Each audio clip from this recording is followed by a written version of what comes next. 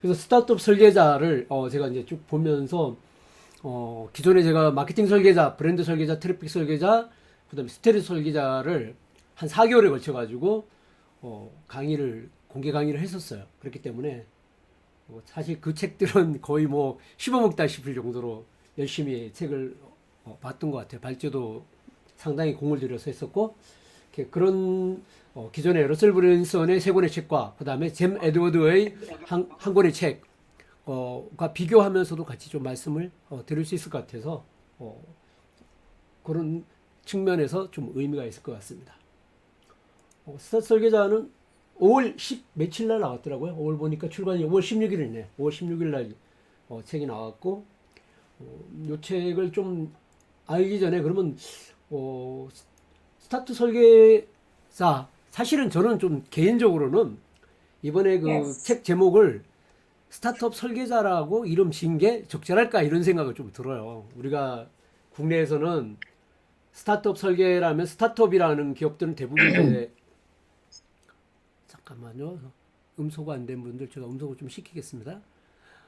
그래서 스타트업이라 그러면 대부분 이제 그 신규 창업을 하고 기술 기업이나 아니면 어떤 창업 중심의 어떤 기업들이 대부분 특히 이제 기술 기반의 어떤 그런 기업들이 대부분 이제 스타트 기업이라고 많이 이야기를 하는데 이 책에서 제포커가 쓴 런치 같은 경우는 그런 어떤 기술 기업에 보다는 지식 비즈니스에 최적화되어 있는 하나의 어떤 프레임워크라고 이야기를 할 수 있거든요. 그래서 출판사에서 이제 이름을 질 때 여러 가지 고심을 했겠지만 책 제목과 책 내용 자체가 썩 그렇게 매칭되는 느낌은 제가 책을 읽어보면서 들지는 않았어요. 그래서 첫째 이제 제가 러셀 브랜슨에 대한 거를 좀 집중적으로 공부를 했기 때문에 러셀 브랜슨 같은 경우는 이제 네 권의 책뿐만 아니라 뭐 5데이 챌린저뿐만 아니라 또 28일간 하는 원포널 챌린저부터 시작해서 수많은 러셀 브랜슨의 영상들을 사실 되게 주의 깊게 봤었고 또 리디젠에서 한 1년 반 정도를 러셀 브랜슨이 쓴 각종 이제 국내에 아직 출간이 되지 않았지만 책들을 한 이너서클을 가지고 집중적으로 이제 그 발제를 하고 또 정보를 공유했던 그런 경험이 있기 때문에 러셀 브랜선과 제프 호크 간에 어떤 연관성이 있는지 좀 궁금했어요. 그 찾아보니까 사업 시점 자체가 제프 호크가 좀 빨랐어요. 제프 호크가 좀 빨랐고 보니까 책 출간 같은 경우 이제 여기 비교를 해놨는데 제프 호크 같은 경우 1990년대 초반에 뭐 뉴스레터로 사업을 시작했고 러셀 브랜슨 같은 경우는 2005년도에 이제 사업을 시작했으니까 제포커가 훨씬 빠르고 또 연배도 더 많은 것 같아요. 러셀 브랜슨은 2014년 이제 크릭퍼널스 출시했고 그다음에 2015년 닷컴 시큐리티 우리 국내 닷컴 시큐리티는 마케팅 설계자라고 출간된 책이죠. 그다음 뭐 이런 식인 걸 봤을 때 그다음에 이제 대표적인 책이 이제 런치라는 게 2014년에 출간이 됐어요. 그리고 이번에 2024년에 이번에 개정 증보판이 나왔는데 그 개정 증보판이 이제 국내에 이번에 출간이 된 겁니다. 그래서 음, 시점적으로 보게 되면 좀 갭이 있는 것 같고 둘 간의 어떤 두 사람 간의 어떤 서로 영향력 이런 측면들은 크지 않은 것 같아요. 근데 출발점은 좀 비슷한 점은 있어요. 두 분 다 다이렉트 마케팅, 다이렉트 리스폰스 마케팅이죠. 그제 댄 케네디 같은 이런 쪽의 마케팅의 영향을 받으신 것 같고 그를 기반으로 했지만 서로 초점 자체가 좀 다른 그런 형태의 마케팅을 구사해 오신 것 같아요. 그래서 두 분의 연관성 자체는 크게 없으신 것 같아요.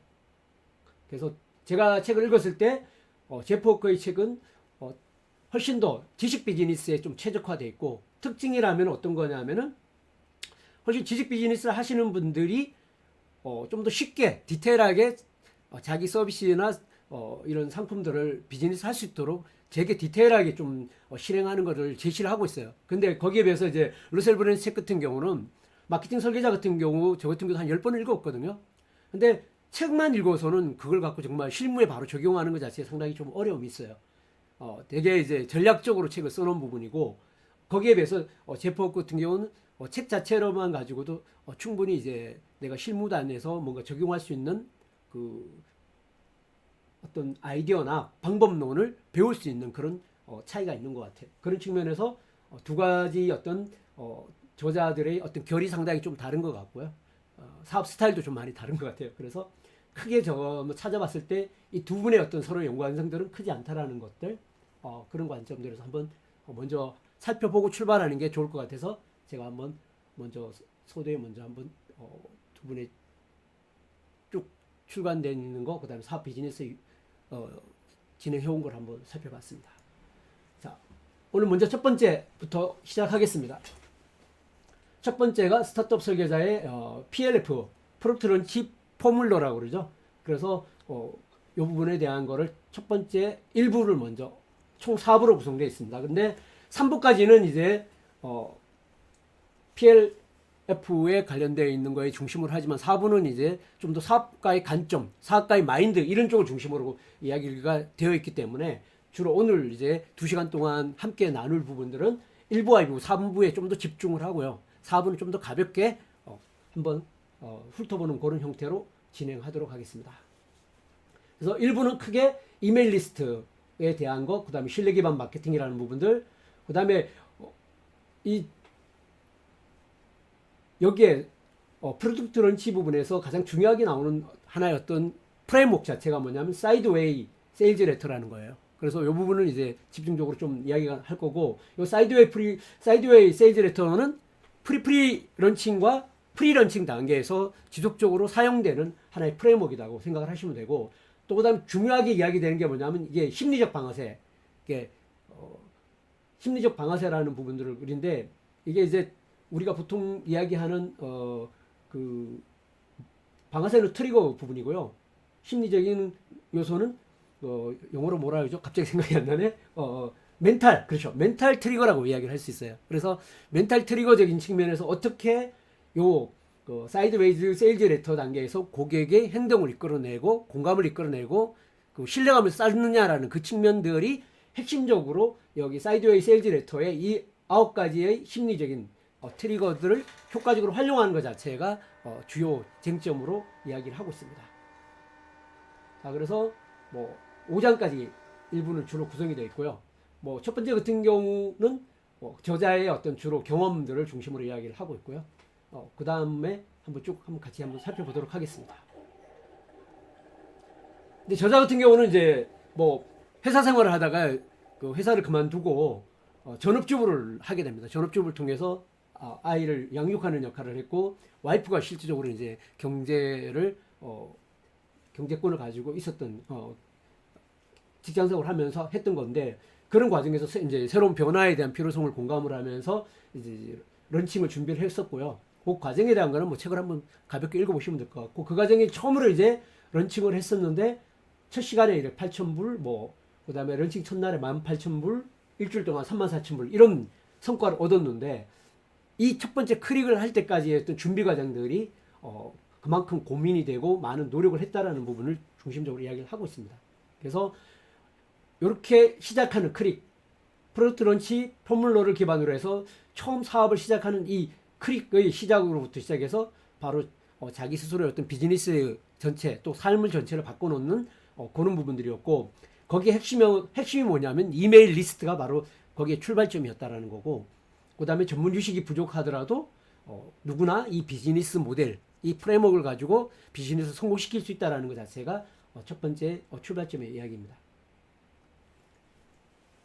여기서 이제 사례 같은 경우 여러 가지가 많이, 이 책이 참 좋은 거는 또 읽어보면서 되게 쉽게 넘어갈 수 있어요. 사례들을 또 많이 들고 있고, 사례들도 또 심플하게 그냥 쉽게 그냥 사례를 들어 있습니다. 근데 이제 어차피 사업적인 것들이니까 사업적인 그 사례가 그렇게 복잡하지 않아요. 그냥 되게 단순하고 심플한 형태로 제공되기 때문에 사례를 참고해서 기본적 개념들을 더 이해할 수 있도록 하는 방식으로 사례들은 제공되고 있습니다.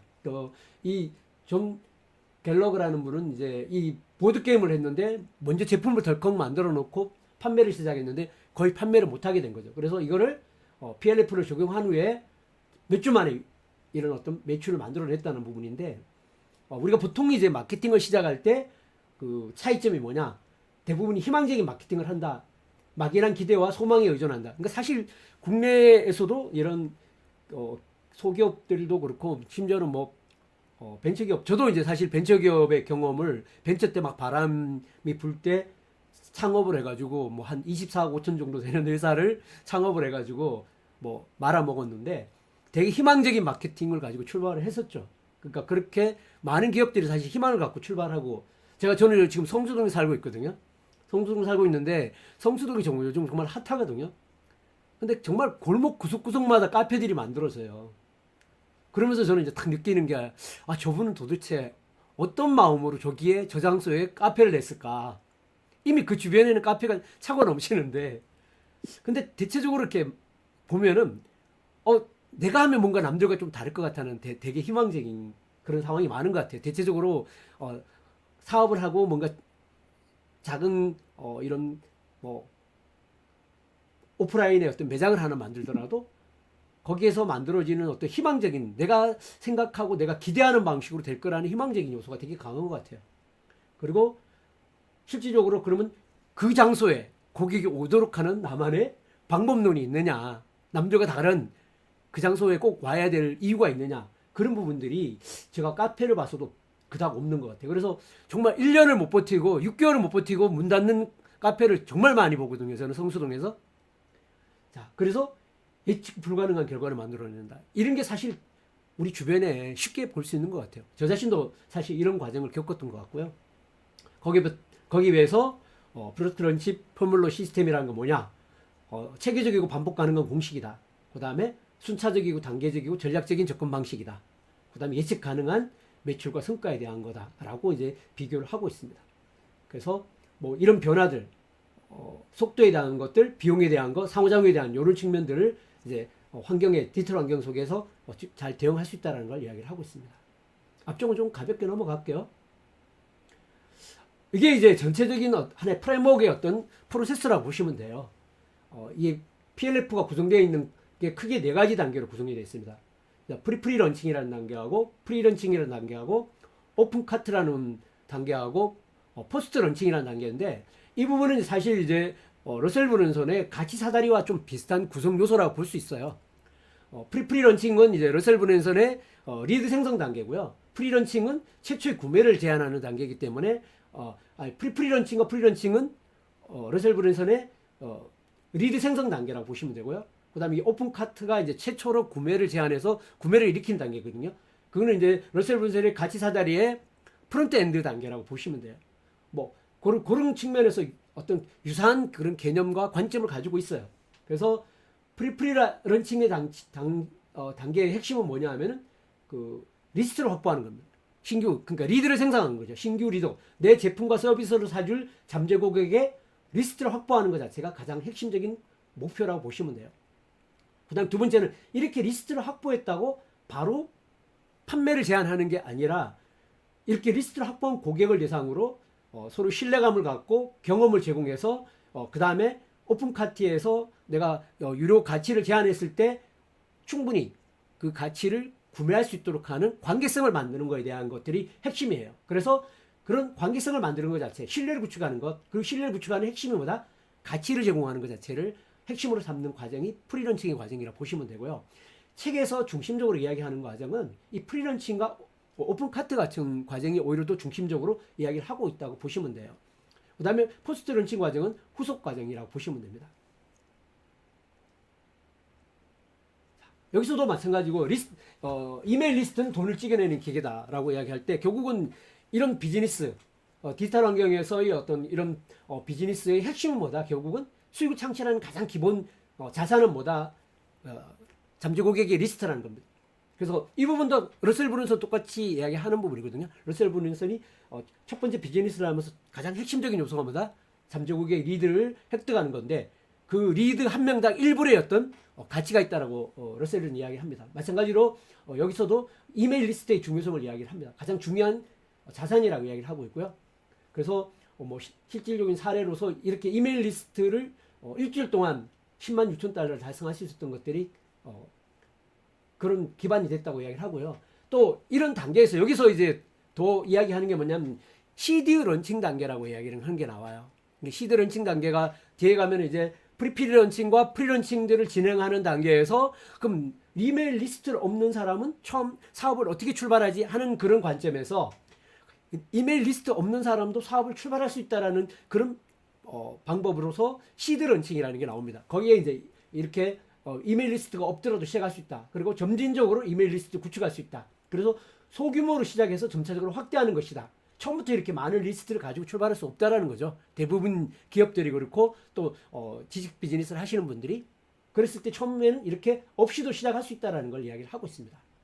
그리고 이제 이메일 이런 마케팅을 할 때 이런 스팸 메일과 이런 관계형 마케팅은 어떻게 차이가 있는가에 대한 거를 이야기를 하고 있는데요. 이 부분 뭐 그냥 가볍게 넘어가도 될 것 같습니다. 자, 이메일을 그럼 어떻게 구축할 것이냐? 여기서 이제 재밌는 거는 뭐냐면 잠재 고객 리스트, 런칭 리스트인데 이 런칭 리스트라는 개념 자체는 러셀 브룬슨 책에서 나오진 않아요. 근데 되게 의미 있는 거라고 저는 생각을 하거든요. 우리가 구분을 할 때 우리가 보통 이제 이 세 가지 리스트를 제대로 이렇게 일상 속에서 구분하고 구분된 관리를 하지 않고 있는 것들이 사실 현실이에요. 잠재 고객 리스트라는 건 처음으로 우리가 다양한 방식을 통해서 고객 리드를 생성할 때 만들어진 리스트를 잠재 고객 리스트라고 보는 거고요. 그 다음에 고객 리스트라는 건 뭐냐? 프리런칭을 지나서 오픈 카트에서 최초로 뭔가 우리 제품이나 서비스를 구매한 고객 리스트를 고객 리스트라고 이야기를 하는 겁니다. 그 다음에 런칭 리스트라는 뭐냐?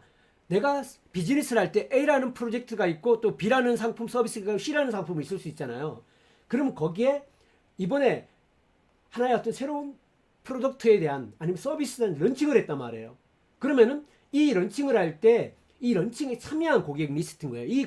그 런칭에 참여한 고객 리스트는 잠재 고객 리스트일 수도 있고 고객 리스트일 수도 있는 거죠. 그러면 이 중에서 여기에 참여한 사람들, 그 캠페인과 그 프로모션에 참여한 사람들을 바로 런칭 리스트라고 이야기를 하는 거예요. 그랬을 때 각각 이런 잠재 고객 리스트, 런칭 리스트별로 어떻게 우리는 뭐 맞춤화된 고객 커뮤니케이션을 하느냐 이 부분에 대한 이야기가 뒤에 좀 자세하게 나온다고 보시면 됩니다. 자, 이렇게 리스트를 확보하기 위해서는 어떻게 해야 되느냐? 스퀴지 페이지. 이 스퀴지 페이지라는 용어는 러셀 브랜슨의 마케팅 설계자에서도 나오는 겁니다. 첫 번째 리드를 생성하는 단계, 리드 생성 단계 첫 번째 방법이 바로 스퀴지 퍼널이거든요.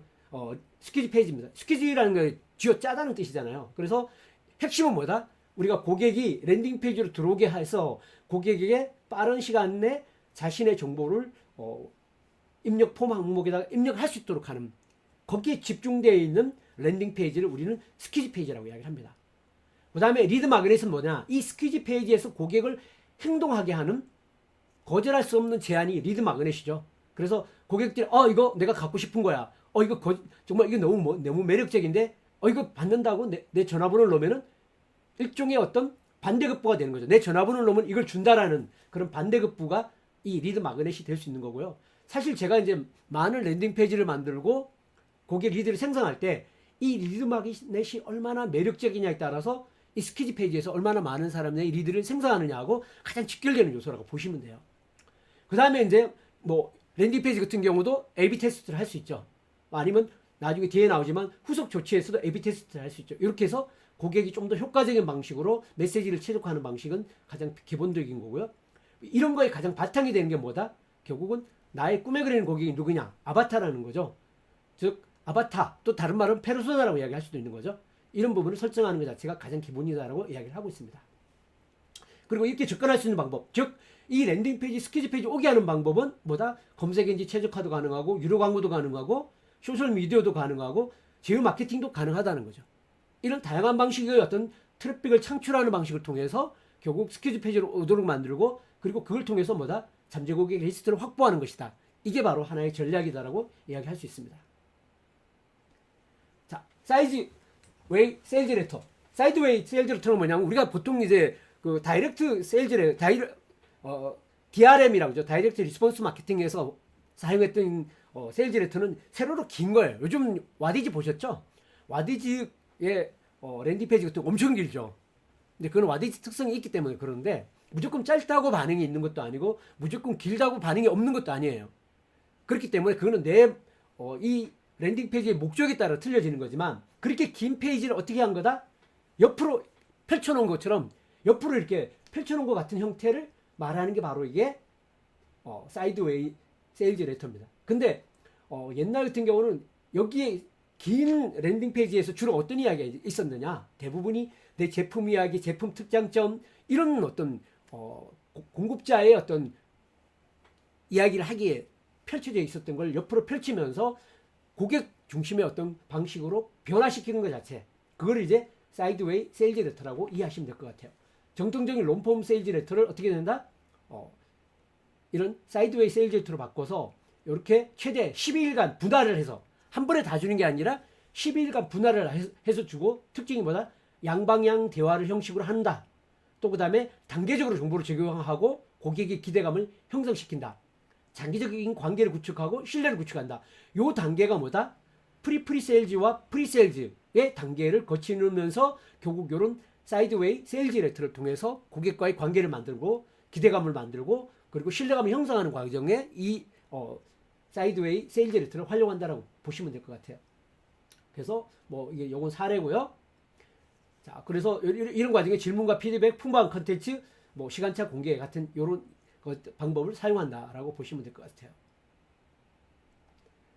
자, 그래서 사이드웨이 세일즈 레터를 실행하는 단계는 크게 보면은 이렇게 뭐 4가지 단계를 이야기했네요. 그래서 첫 번째 문제를 인식하는 단계, 잠재 고객이 직면한 문제를 인정하고 공감대를 형성한다.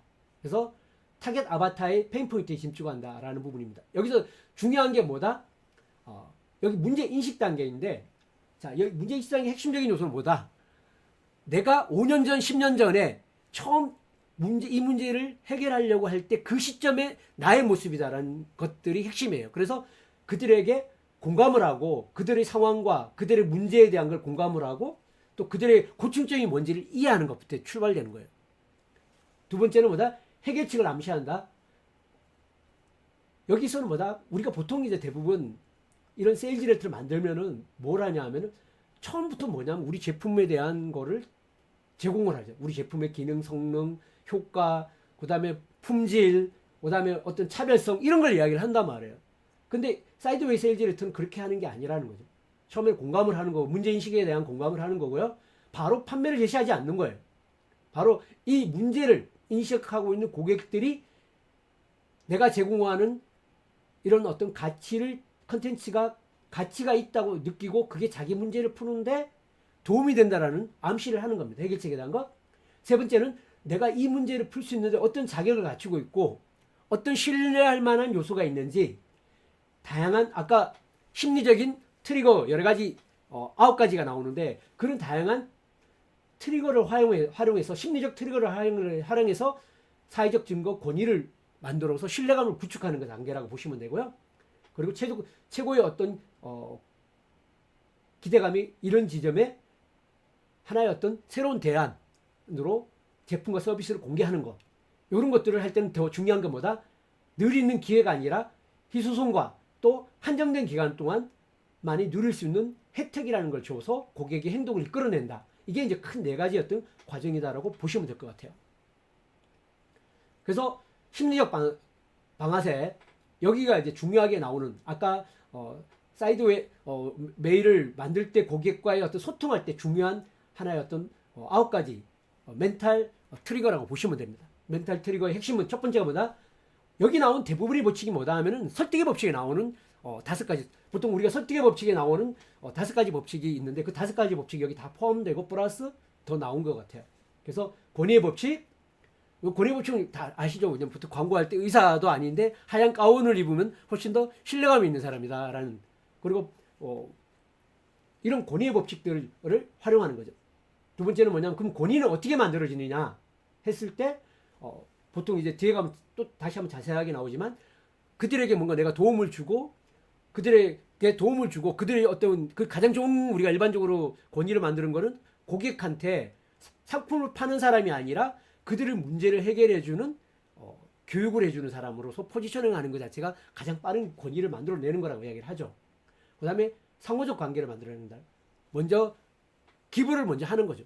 사람들은 뭐냐? 교육을 받아와서 먼저 뭔가를 받으면은 거기에 상응하는 걸 돌려줘야 된다는 걸 우리는 어릴 적부터 배워왔기 때문에 이런 상호관계들을 잘 형성을 하는 거죠. 상호관계가 가장 좋은 건 방법보다 기부하는 거죠. 근데 그게 뭐다? 가치 있는 걸 기부해 주는 게 핵심이다라고 이야기를 할 수가 있고요. 그 다음에 일관성과 투명성을 통해서 장기적인 관계에 대한 신뢰감을 구축하는 것들, 그 다음에 기대감을 만들어내는 것들, 흥미와 관심을 통해서 기대감을 형성하는 것, 그 다음에 호감을 만들어내는 것, 호감의 법칙을 만들어내는 것, 그 다음에 이러한 부분들을 어떻게 해야 된다? 이벤트화 시켜야 된다는 겁니다. 이제 여기서 되게 중요하게 이야기하는 건 마케팅을 어떻게 해야 된다? 이벤트처럼 만들어야 된다. 이제 예로 그런 거죠. 보통 우리가 영화를 할 때 영화가 보통 오픈되기 전에 보통 예고편들이 보여주면서 사람들이 영화가 출시할 전에 이미 많은 기대를 갖게 만들고 다양한 마케팅 활동을 통해서 딱 나올 때는 바로 영화를 보러 가고 싶다는 마음을 만들 수 있도록 하는 그런 이벤트, 이제 예로 든 거예요. 또 하나는 뭐냐면 뭐 아이폰이나 아니면 삼성 뭐 갤럭시 같은 경우 출시하기 전에 다양한 이벤트를 기획을 하죠. 그래서 뭐 출시하는 날 줄을 서게 만드는, 그죠? 그런 어떤 기획을 하는 것처럼 마케팅은 이런 이벤트와 같은 형태로 만들고 경험을 제공하고 거기에 따라 참여를 끌어내는 것 자체가 중요하다고 이야기를 합니다. 그 다음에 무엇보다 커뮤니티가 핵심이다. 소속감을 갖게 만드는 거, 공동체 의식을 만드는 거. 그 다음에 이제 실질적으로 이제 오픈 카트가 됐을 때 핵심적으로 중요한 건 희소성의 법칙이다. 그 다음에 무엇보다 내가 처음 사는 게 아니라 이미 사회적으로 나 아닌 다른 사람이 이 내가 선택하는 도구, 내가 선택하는 솔루션을 통해서 이미 문제를 해결했고 결과를 얻었다는 이런 사회적 검증, 뭐 이런 9가지 요소를 중요한 요소로 활용을 하고 있습니다. 이 요소를 이제 이런 요소들은 러셀 브랜슨의 마케팅 설계자나 브랜드 설계자나 트래픽 설계자에 집중적으로 다루고 있지는 않아요. 오히려 이제 뭐 마케팅 브랜드 설계자 쪽에서는 좀 나오는 부분에서 몇 가지가 있지만 이런 식의 어떤 프레임워크를 딱 정리해서 이야기를 하고 있지는 않습니다. 그 다음에 심리적 방어의 PLF 단계 활용법이라고 그래서 여기 프리프리 단계에 바로 권위의 법칙, 호감의 법칙, 상호관계의 법칙들을 활용한다. 프리프리 단계의 가장 핵심은 뭐라고 그랬죠? 아까 잠재 고객의 리드를 생성하는 거라고 그랬죠? 자, 요 단계는 권위의 법칙, 호감의 법칙, 상호관계의 법칙들을 활용한다라고 이야기를 하고 있고, 그 다음에 전문성을 보여주는 무료 콘텐츠를 제공해준다. 그 다음에 가치 있는 리드 마그넷으로 상호관계를 구축한다. 결국 이걸 결과는 뭐다? 고객의 리드를 생성하는 거죠. 그래서 리스트를 확보하는 거죠. 자, 그 다음에 프리런칭 단계에서는 어떻게 활용한다? 고객이 기대를 갖게 만들고 신뢰를 하게 하고 사회적 검증을 갖게 만들고 커뮤니티를 통해서 간다. 여기를 통해서 뭐다? 콘텐츠를 단계적으로 제공해주고 기대감을 형성시키고 그 다음에 사례 연구나 추천을 통해서 사회적 검증을 한다. 프리런칭 단계에서는 핵심이 뭐다고 그랬죠? 신뢰감을 형성하는 거고 그 다음에 관계성을 만드는 거라고 이야기했죠. 그 다음에 오픈 카트 단계에서는 판매를 개시하는 거고요. 그 다음에 이때는 뭐다? 트리거가 핵심이 뭐냐면 희소성의 법칙. 자, 여기에서 이번에 제공하는 기회가 늘 있는 기회가 아니라 한정된 기회고, 그 다음에 이번 거 자체가 마치 우리가 영화를 오픈하듯이 아니면 휴대폰이 새로운 게 런칭하듯이 그런 이벤트와 같은 형태의 재미와 또 호기심을 끌어내는 방식이 활용한다는 겁니다. 그 다음에 내가 선택하는 게 최초가 아니라 이미 사람들에게 검증된 거라는 그런 안정감을 주는 것들, 이런 것들을 오픈카트에 주로 사용하는 방식이라 보시면 되고요. 그다음 포스트 런칭 관계는 뭐 커뮤니티 상호관계 신뢰라는 이런 형태가 있습니다. 그래서 포스트 런칭 관계에 대해서는 좀 깊이 많이 다루고 있지는 않아요. 중심적으로 다루는 건 뭐다? 프리 런칭과 프리 런칭과 오픈카트 단계의 런칭 이 두 가지가 집중적으로 좀 다루고 이 책에서 다루고 있는 부분이라고 이해하시면 될 것 같아요. 자, 성공 사례 연구 부분이고요. 뭐 여기선 성공 사례 이런 부분은 제가 따로 설명을 드리지는 않겠습니다. 이런 부분은 좀 책에서 읽어보시면 좋을 것 같고요. 그래서 적용 단계는 첫째 권위를 구축하는 단계, 두 번째 비디오를 시리즈를 배포해서 뭐 이런 교육 가치를 제공하는 거, 세 번째는 커뮤니티를 형성하는 거, 네 번째 희소성을 활용하는 거, 이런 부분들이 중요한 요소였다는 거 참고로 하시면 될 것 같아요. 자, 그다음에 이제 구현 단계. 구현 단계는 5단계로 전기를 하고 있습니다. 그래서 이 부분은 똑같습니다. 사실은 이제 러셀 브랜슨도 가장 중요하게 이야기하는 부분이 뭐냐? 꿈에 그리는 고객을 파악을 하는 거라고 이야기를 하거든요. 마찬가지로 러셀 브랜슨도 그런 이야기를 하죠. 자기가 처음으로 이 사업을 개혁하고 난 다음에 그 꿈에 그리는 고객이 있었는데 그래서 드디어 이제 파티를 열게 됐다는 거죠. 그래서 한 100명 안 되는 인원을 초대를 해서 파티를 할 때 거기에 이제 파티 온 사람부터 한테 이야기를 한 거죠. 제가 이 자리를 만들 때 꿈에 그리는 고객은 이런 사람이었습니다. 혹시 이 자리에 오신 분이 제가 말한 형태의 고객이라고 생각하시는 분 한번 손을 들어주십시오 했을 때 한 90% 정도가 손을 들었다는 거예요. 그만큼 초기에 내가 뭔가 사업을 시작할 때 내 비즈니스의 아바타, 페르소나, 꿈에 그리는 고객이 무엇인가를 정리하는 게 정말 중요한 것 같아요. 저는 퍼널 설계할 때 정말 가장 중요한 게 고객 스스로보다 더 잘 알아야 된다는 거예요. 그래야만이 정말 고객에게 가치 있는, 매력 있는 제안을 만들 수 있고요. 또 그들을 행동하게 만들 수 있는 거를 설계할 수 있는 것 같아요. 마찬가지인 것 같아요. 여기서도 첫 번째가 이런 아바타를 정리하는 거, 그들의 문제점, 그죠? 그들의 페인 포인트, 그들의 욕구, 이런 거를 파악을 하는 것들. 두 번째는 이제 핵심 메시지를 개발하는 겁니다. 그래서 우리가 제공하는 제품이나 서비스의 핵심 가치, 이 가치 핵심은 뭐죠? 고객 문제를 해결하고 고객이 얻고자 하는 결과를 얻도록 만드는 거에 대한 가치가 되겠죠. 그 가치의 차별점을 명확히 하는 것, 그리고 설득력 있게 스토리를 전달하는 것. 러셀 브런슨은 그랬죠. 훅, 스토리, 오퍼, 제안, 이 세 가지 요소를 이야기했는데 사실 맥락적인 측면에서 같은 측면이라고 보시면 되는 거예요. 그 다음에 리스트를 구축한다라고 이야기를 하고 있습니다. 그러니까 리스트를 구축하기 전에 먼저 아바타와 핵심 메시지를 가지고 리스트를 구축한다라고 이야기를 하고 있어요. 그래야만이 이 타겟 고객에게 매력 있는 음소거 안 되신 대표님 음소거 좀 부탁드릴게요. 네. 자, 그래서 결국 이 리스트를 구축할 때 이미 정확한 나의 타겟 고객, 페르소나, 그들의 문제를, 그들이 얻고자 하는 결과를 얻는 메시지, 리드 마그넷을 제공해야 그때 리스트가 구축될 수 있는 거예요. 사실 많은 제가 소상공인 대표님들하고 1대1 코칭을 하게 되면은 이걸 하시려고 그러는데 대체적으로 여쭤보면은 나의 고객이 누군지도 정리가 안 돼 있고요. 그 고객들한테 핵심적인 메시지가 개발되어 있지 않아요. 또 메시지를 개발했는데 대부분 어떤 경우가 많냐? 내 제품 이야기가 대부분 되어 있는 거예요. 고객의 어떤 문제점, 고객이 그들이 고충점, 그 다음에 미충족된 욕구, 그들의 상실, 그죠? 그들의 욕망에 대한 이야기가 아니라 내 제품이 어떻게 만들어졌고 특징이 뭐고 장점이 뭐고 뭐에 좋고 이런데 대부분 메시지가 개발되어 있지 거꾸로 고객의 관점에서 메시지가 거의 개발되어 있지 않아요. 그러면은 내가 원하는 잠재 고객을 리드를 생산하기가 힘들어요, 정말. 그래서 1, 2번이 정말 저는 중요하다고 생각을 하거든요. 자, 이게 잘 돼 있으면 리스트 구축하기가 훨씬 쉽습니다. 그 다음에 이제 PLC 컨텐츠를 만들어요. 이거는 뭐냐면 프리 런칭 컨텐츠예요. 그러니까 사전 런칭 컨텐츠라고 보시면 돼요. 그래서 프리 런칭 단계에서 제공할 가치 있는 컨텐츠를 시리즈를 아까 사이드 이메일 같은 방식을 통해서 이제 설계를 하는 겁니다. 그 다음에 런치 일정을 계획하는 겁니다. 자, 그래서 무엇보다 중요한 거 처음부터 완벽하게 뭔가 설계를 하려고 하지 마라. 퍼널이나 이런 어떤 단계를 완벽하게 설계하지 말고 작은 규모라도 시작하면서 테스트하라. 이 부분은 똑같습니다. 마케팅 설계자에서도 러셀 브런슨이 주구장창 강조하는 부분이 이 부분이고요. 그 다음에 여기서도 이 부분을 되게 중요하게 생각합니다. 러셀 브런슨 그렇게까지 이야기합니다. 하나의 어떤 퍼널 설계로 가지고 내가 10만 불을 벌 때까지 절대 퍼널을 100만 불을 벌 때까지 퍼널을 변경하지 마라고 이야기하거든요. 그런 정도로 좀 계속 하나의 어떤 방면에 집중하는 과정이 필요하다는 이야기를 하고 있습니다. 자, 실행 체크리스트 프리런칭에서 체크리스트는 아바타 여기서 결국 핵심은 뭐다? 리드를 생성하는 게 핵심이기 때문에 그 다음에 리드 마그넷 제작 그 다음에 뭐 스퀴즈 페이지 설정하는 거 이런 것들이고 두 번째 프리런칭에서는 컨텐츠를 준비하는 거 그다음에 공개 일정에 대한 거 뭐 고객의 질문에 대응하는 거 여기서 핵심은 뭐죠? 프리런칭에서는 이제 신뢰 관계를 만드는 거 신뢰성을 구축하는 거죠. 그 다음에 오픈은 최초로 판매를 제한하는 거고 고객이 주머니를 열어서 결제를 하도록 만드는 거가 핵심이라고 보시면 되고요. 그다음 포스트 런칭은 이제 뭐 온보딩 프로세스 가동하고 성공 사례 및 추천 사례, 그다음 다음 런칭을 위한 개선점 분석 이런 쪽이 중심이다라는 거 이런 거 참고로 한번 책에서 보시면 될 것 같아요. 자, 성공을 위한 실수 피하기입니다.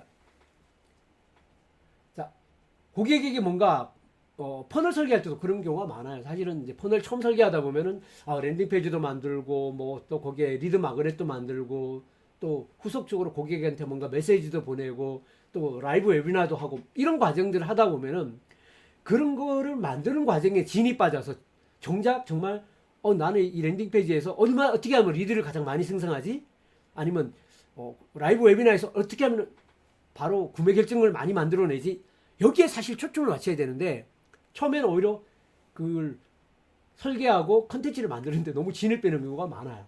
그래서 이런 부분에서 우리가 중요한 것보다 타이밍의 압박이 부족하다. 희소성이나 이런 거 없이 해서 고객이 어떤 실질적으로 행동을 이끌어내도록 하는 그런 압박들, 그죠? 고객의 서둘러서 뭔가 고객은 끊임없이 미루려고 하는 특성들을 갖고 있을 때 그거를 미루는 거를 해제시키고 행동하게 어떻게 만들 거냐, 이런 부분이 되게 중요한 요소라고 보는 거고요. 그 다음에 컨텐츠가 부족하다. 실질적인 가치, 정말 내가 중요한 게 아니라 정말 고객이 중요하다고 생각하는 컨텐츠를 만드는 것, 그 가치 있는 컨텐츠를 만드는 것, 그게 없으면 신뢰감을 얻지 못한다는 겁니다. 그 다음에 일방적인 소통. 결국은 우리가 지금까지 뭐냐면 고객들한테 뭔가 이렇게 뉴스레터를 보내고 아니면 뭔가 메일을 보낼 때 대부분 뭐냐 푸시형으로 보내거든요. 뭐 1000명에게 한번 클릭해서 그냥 우리 회사의 소개서, 카탈로그, 그죠? 우리 회사 소개 영상 이런 걸 일방적으로 보내는 방식이란 말이에요. 철저하게 여기서는 PLF는 그렇게 하지 않는 거예요. 그래서 일방적인 메시지를 전달하는 건 의미가 없다라는 거죠. 그래서 고객이 참여를 끄도할 수 있도록 하는 상방향 소통을 구축하는 게 핵심이다. 그 다음에 판매자 하시는 분, 특히 이제 이런 제품이든 서비스 판매하시면 빨리 팔고 싶죠. 그런 마음은 정말 누구나 똑같을 것 같아요. 빨리 팔고 싶고 처음부터 바로 우리 제품 제안해서 빨리 고객이 구매 결정하길 바라는데, 그렇게 하면 고객이 살 준비가 되지 않은 고객은 절대 사지 않는다는 겁니다. 그래서 여기 중요한 이야기가 신뢰와 관계 구축 없이 판매에 집중하면 뭐다? 무조건 실패한다는 거예요. 그래서 신뢰와 관계를 구축하는 단계, 그걸 우리는 다른 말로 고객의 육성 단계 없이 판매 제안을 하게 되면은 결국 전환에 실패한다는 겁니다. 그렇기 때문에 이 부분에 대한 성급한 판매가 항상 성과를 오히려 더 전환율을 떨어뜨리는 것들이고요. 그 다음에 단순한 정보가 아니라 고객이 소통하게 하고 공감하게 만드는 것. 그러니까 그게 결국 핵심은 스토리죠. 결국 사람들은 구매 행동은 뭐다? 감정으로 구매하고 이성으로 자기 구매를 정당화하는 거거든요. 그래서 사람들이 이성을 갖고 판단하고 사는 게 아니라 그 감정이 오히려 더 공감되고 그 다음에 신뢰감이 생기고 이런 심리적인 어떤 변화들이 훨씬 구매 결정력이 크다는 부분이에요. 이 부분도 똑같이 러셀 브런슨도 그렇고 똑같이 PLF에도 똑같이 가장 강조하는 요소라고 보시면 됩니다. 자, PLF 적용은 비즈니스 모델 전략. 뭐 여기는 이제 이런 디지털 가장 그 제품 서비스, 온라인 코스나 이북, 소프트웨어 같은 이런 것들에 대한 판매를 가장 효과적으로 쓸 수 있다. 그 다음에 컨설팅, 코칭, 에이전시 같은 이런 것들도 효과적으로 할 수 있다. 그 다음에 뭐 실물 판매 같은 경우는 크라우드 펀딩 같은 거. 지금 사실 이렇게 크라우드 펀딩, 와디지 펀딩, 저는 이제 와디지 펀딩을 꽤 해봤거든요. 그리고 펀딩을 직접 프로젝트를 여러 개 해보고 해봤는데, 와디지 펀딩은 사실 거의 이런 프로세스로 이루어져요. 와디지 펀딩은 보통 이제 제품을 준비하고 끝나는 데까지 한 3개월 정도 걸려요. 제품 기획하는데 한 달. 그 다음에 제품 등록하고 그 다음에 사전 펀딩, 그 다음에 본 펀딩까지 끝나고 나면 거의 한 3개월 정도 시간이 걸리거든요. 근데 왜 와디지 펀딩의 그 과정이 랜딩 페이지가 기냐 하면은, 보통 우리가 네이버의 스마트 스토어나 그 다음에 쿠팡 같은 경우는 뭐다? 목적 구매를 하는 거예요. 아, 나 뭐 사야 돼. 근데 가장 중요한 건 뭐다? 이거 내일까지 받아야 돼. 근데 어떤 제품을 살까? 어떤 게 더 싸지? 이렇게 고객들이 구매를 하기 위해서 들어오는 거예요. 근데 와디즈는 그런 목적 구매가 아니에요. 대부분 뭐냐? 들어올 때 뭐 재밌는 거 없나? 뭔가 뭐 새로운 거 없나? 뭐 어떤 게 쌈박한 거 없나? 이런 관점을 가지고 들어와서 서치를 하기 시작하거든요. 그리고 뭐냐? 제품 뭔가 관심 있는 거 하게 되면은 바로 절대 구매하지 않아요. 제품을 내가 알림 신청을 하고 실제 제품을 받는 데는 빨라야 한 달 반, 늦으면 2달 걸려요. 그 정도로 관심을 갖고 구매 결정하는 데까지 긴 시간이 필요하거든요. 그때 그 긴 시간 동안 뭘 해야 된다? 여기 쭉 나온 것처럼 PLF처럼 고객에게 관심을 갖게 만들고 신뢰감을 만들고 공감하게 만들어서 최종 구매하기까지 하거든요. 그게 와디즈가 이루어지는 프로세스예요. 어떻게 보면 PLF와 거의 유사한 방식이라고 보시면 돼요. 그래서 여기 PLF 모델 전환 전략은 뭐 저가 진입 좀 설정하고 가치 사다리 구축하고 뭐 여기서 가치 사다리는 크게 비중 있게 설명하지는 않습니다. 용어 자체를. 그다음에 뭐 구독 모델 통합하고 뭐 이런 거를 이제 있는 건데 이 부분은 이제 참고를 하시고 넘어가면 될 것 같습니다. 자, PLF의 주요한 성과 지표는 무엇이냐? 뭐 이메일 오픈율. 전 여기 보고 좀 놀랐어요. 이메일 오픈율이 처음 하면은 소규모일 때 40에서 60%까지 나온다는데 지금 우리 국내에서 이메일 오픈율이 10%에서 15% 나오기가 힘들어요. 사실은 거의. 근데 클릭률이 10%에서 20%래요. 대한민국에 잘 나가는 쇼핑몰이 저게 클릭률 대비 전환율이 한 2.7%거든요. 평균 1.7%거든요. 그러면 노출 대비 클릭률은 제가 봤을 때 2% 넘는 게 별로 없어요. 키워드들이. 그러니까 이게 상당히 높은 거죠. 전환율 5%에서 15%잖아요. 그죠? 아까 제가 말씀드렸잖아요. 대한민국 잘 나가는 쇼핑몰이 2.7%, 평균 1.7%다는 거죠. 자, 이런 형태의 가능한 부분이 뭐다? 유입이 된다고 바로 구매를 제한하지 않는 것이 아니라 철저하게 고객과의 어떤 그런 프리 단계, 오픈 카트 방식의 어떤 그런 과정이 있기 때문에 이런 오픈율과 이런 전환율이 나오는 거라고 보시면 돼요. 자, 결론적으로 뭔가 이야기를 한다면은 뭐 가장 쉬우면은 우리 마음처럼 내가 뭔가 런칭하면 고객이 바로 사주면 가장 좋지만 그렇게 하는 판매 방식보다 이렇게 PLF를 하는 방식 자체가 궁극적으로 본다면은 과정 자체가 더디고 더 많은 시간을 투여하지만 1년을 두고 6개월을 두고 본다면은 이 방식이 훨씬 더 내가 투여한 비용 대비해서 수익이 훨씬 높다라는 방식이 이미 검증된 방식이라는 거죠. 그렇기 때문에 우리는 이런 PLF 방식 같은 경우를 더 주목하는 거고요. 바로 새로운 마케팅 방식으로 우리가 더 고민을 하고 또 연구를 하는 거라고 보시면 될 것 같아요. 자, 그래서 이런 뭐 사례 지표들은 좀 더 자세한 건 책을 참조하시면 좋을 것 같아요. 자, 그래서 PLF와 타 마케팅 전략의 통합. 뭐 PLF를 기반으로 해서 이제 소셜 미디어를 통해서 이유를 창출하고 PLF를 서로 결합하는 방식. 또 그다음에 검색 엔진 최적화를 통해서 PLF와 결합하는 방식. 또 유료 광고와 PLF를 통합하는 방식. 이 부분은 마케팅 트래픽 설계자에 나오는 거에 똑같은 겁니다. 트래픽 설계자도 결국 뭐냐면 이 트래픽은 크게 세 가지가 있다고 그랬죠. 내가 소유하는 트래픽, 그건 리드를 생성하는 거라고 그랬고요. 저기 막 트래픽 설계자에서는 두 번째는 뭐냐? 통제하는 트래픽. 그건 광고를 돈을 주고 구매하는 트래픽, 소유하는 트래픽, 그다음에 그 세 가지 부분, 그다음에 SEO를 통해서 들어오는 트래픽, 이렇게 세 가지 트래픽이 있다라고 똑같은 방식입니다. 그래서 이 부분은 거의 같은 방식에 대한 이야기를 하고 있다라고 이해하시면 되고요. 결국은 이 세 가지 부분을 적극적으로 활용해서 결국은 리스트를 만들어내고 전환을 이끌어내는데 각각 단계별로 이런 부분을 활용하는 게 필요하다고 보시면 될 것 같아요. 여기 보면 뭐 단계별 채널 이 부분을 그냥 넘어가겠습니다. 자, 그리고 PLF의 미래 전망과 발전 방향. 뭐 이 부분은 뭐 그냥 가볍게 넘어가겠습니다. 이 부분은 넘어가겠습니다.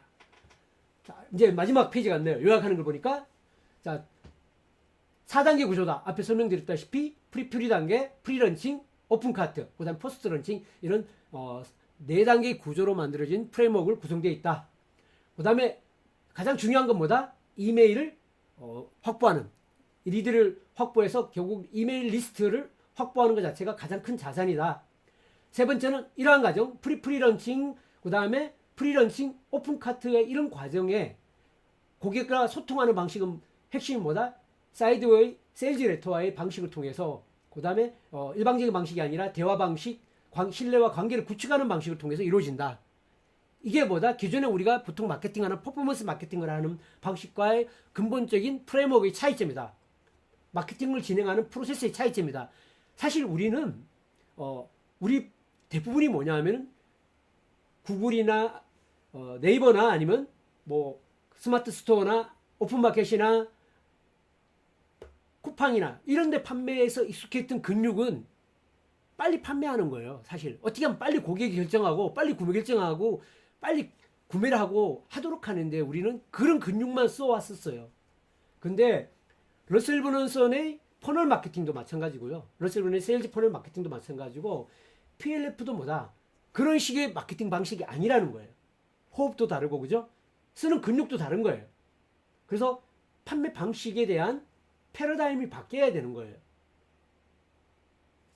PLF를 네이버 스마트 스토어 하듯이 아니면 쿠팡 하듯이 하면 어떻게 돼요? 망하는 거예요. 실패하는 겁니다. 그래서 체질을 바꾸는 거예요. 사실은 판매 방식에 대한 체질을 바꾸는 겁니다. 이게 되게 중요한 포인트입니다. 그래서 여기서 사이드웨이 세일즈 레터가 핵심적인 어떤 프레임워크예요. 그 다음에 그 프레임워크가 작동하도록 하는 핵심적 요소가 뭐다? 바로 심리적 방아쇠인 겁니다. 그래서 이 심리적 방아쇠를 효과적으로 활용해서 사이드웨이 세일즈 레터가 작동하도록 하는 것. 이게 중요한 하나의 포인트라고 보시면 될 것 같습니다. 자, 첫 번째 일부 내용은 여기까지고요.